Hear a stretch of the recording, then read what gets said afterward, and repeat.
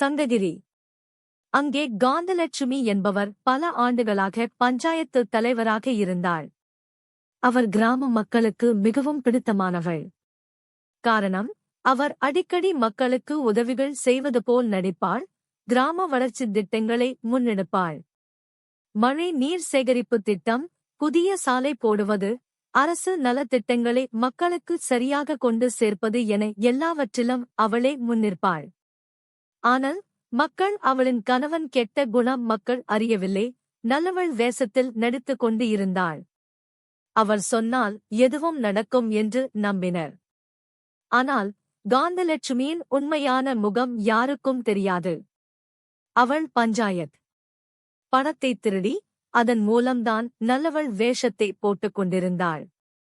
அரசு ஒதுக்கும் நிதியில் பெரும் பகுதியை தனது சொந்த கணக்குக்கு மாற்றுவாள்.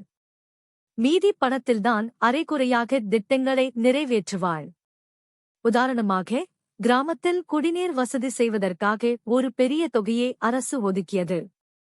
காந்தலட்சுமி அந்த பணத்தில் ஒரு பகுதியை தன் வீட்டுக் கட்டுமானத்திற்கு பயன்படுத்திக் கொண்டாள்.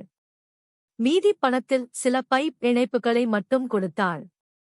மக்கள் கேட்டால், பணம் போதவில்லை, அரசு இன்னும் நிதி ஒதுக்கவில்லை என்று பொய் சொல்வாள். அதேபோல் ஏழை விவசாயிகளுக்கு அரசு கொடுக்கும் இலவச நிலப்பட்டாக்களை அவர்களிடம் ஏமாற்றி வாங்கி தன் உறவினர்களின் பெயருக்கு மாற்றிக்கொண்டாள். ஆனால் மக்கள் முன்பு மிகவும் கனிவாகப் பேசி, நீங்கள் என் சொந்தம் என்று பாசம் காட்டுவாள். ஒருநாள் சிவாஜி என்ற இளைஞன் வெளிநாட்டில் படித்துவிட்டு கிராமத்திற்கு திரும்பினான். பொது அறிவு தெரியும் படித்திருந்த அவனுக்கு காந்தலட்சுமி மீது சந்தேகம் வந்தது. கிராமத்தில் வளர்ச்சி வாழ்வாதாரம் ஏன் மோசமாக உள்ளது என்று விசாரித்தான். அப்போதுதான் காந்தலட்சுமி இப்படி அனைவரையும் ஏமாற்றி பஞ்சாயத்து நிதியை கையாடல் செய்கிறார் என்று தெரிந்தது. சிவாஜி ஊர் மக்களிடம் உண்மையை விளக்க முயன்றான்.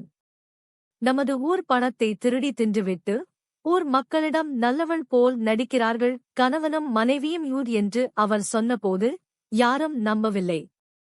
இனி நம்புவார்கள். 10 வருடங்களுக்கு பிறகு குடிதண்ணீர் வந்தான்.